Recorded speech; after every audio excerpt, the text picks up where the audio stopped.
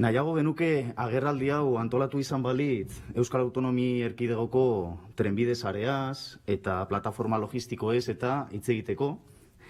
Alegia gaur ona ekarri gaituen kontratuaren edukiaz hitz egiteko, baina zoritxarrez aurretik kontratu horren inguruko kontratazio prozesuaz beraz hitz egiteko beharra dago gure ustez.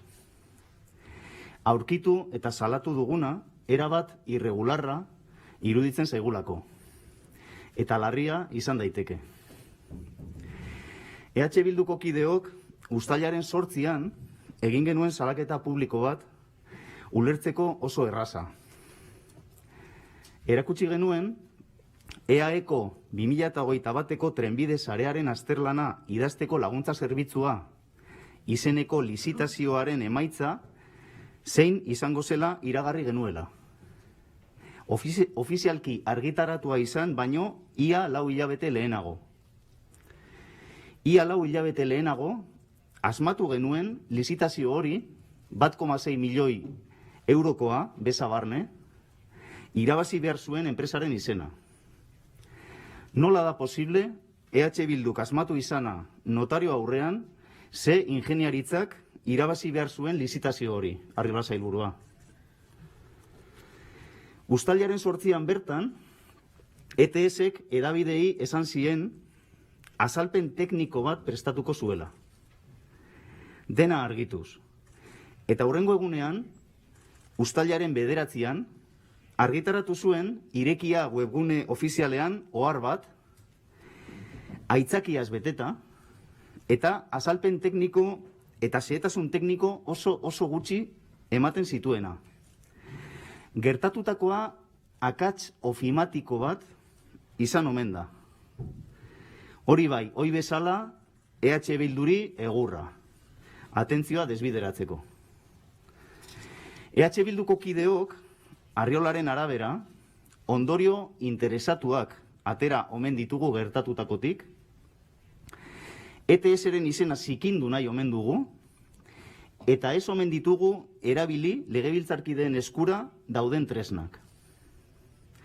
Eta lehenik, guk ez dugu ondorio ziurrik atera, oraindik. Horregatik gaude hemen eta ez epaitegian. Guk hipotesi bat luzatu genuen, izan daiteke eta halako balizko aditzak erabiliz. Baina hemen, azalpenak eman behar dituena, eta gertatutakoa zehatz-mehatz azaldu behar duena Arriola sailburua da. Bigarrenik, ez dugu inolako asmorik ETS desakreditatzeko. Kontrakoa baizik.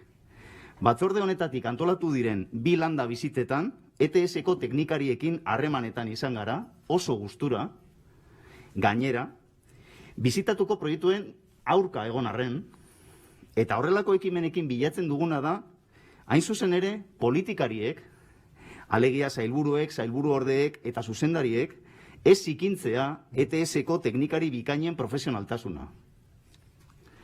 Eta hirugarrenik, esaten zaigu legebiltzarkideon eskura dauden tresnak ez ditugula erabili. Baina egia esan, Arriolak, berak gogorarazten digu ia egunero ze errespetu gutxi dion legebiltzar honi. Bakarrik azken jokaldia komentatzeagatik. Uda baino lehen eskatu genuen txosten bat. Arriolak ukatu zigun. Esanez, etzela txosten definitiboa. Eta soilik legebiltzarreko mahaiaren aurrean babes eskaera eskatu ondoren, esanez guk txosten hori eskatu dugula izan definitiboa ala ez, orduan eman digu txostena sailburuak. Guri denbora galdu araziz. Hori da Arriola sailburuak legebiltzar honi dion errespetua. Bide batez, akaso tontakeria bat irudituko zaizue batzuei, baina hau da legealdi honetan lurralde plangintza, etxebizitza eta garraio batzordea astelehen batean biltzen den lehen aldia. Astelehen batean biltzen garen lehen aldia da. Badakizue zergatik? Justo gaur bukatzen delako, gaur ona ekarri gaituen kontratu honetaz egin genituen 2 galdera sorta erantzuteko epe maksimoa. Oraintxe bertan begiratu dugu eta oraindik ez ditugu jaso. Ez da kasualitatea batzorde hau justu gaur izatea. Alegia, eskatzen zaigu legebiltzarkideok eskura dauzkagun tresnak erabilditzagun, baina erabiltzen ditugunean ahal den guztia boikoteatzen zaigu. Erregelamenduaren mugaren alde batetik zein bestetik. Dena den, hemen pilota ez dago EH Bilduren teilatuan. Arriola sailburuaren teilatuan dago. EH Bildutik eman genuen gertatutakoa azaldu lezakeen aukera bat. Baina hoize zen, hipotesi bat besterik ez. Nola da posible 1,6 milioi euroko lizitazio bateko preskripzio teknikoen pleguaren PDF-aren izenburua agertzea ingeniaritza enpresa baten izena kontrato hitzarekin batera. Arriola sailburua da azalpenak eman behar dituena, eta ez edozein azalpen. Azalpen nahikoa konbintzenteak eman behar ditu. Azaldu beharko digu nola den posible EH Bilduk notario batean asmatu izana ia 4 hilabete lehenago, ze enpresak irabazi behar zuen 1,6 milioi euroko lizitazio publiko bat. Tira, iragarritako azalpen teknikoak gaur arte gorde ditu Iñaki Arriolak, gidatzen duen sailak, eta ondorioz, interes handiz entzungo ditugu Arriola sailburuaren azalpen teknikoak. Ea sinesgarriak diren.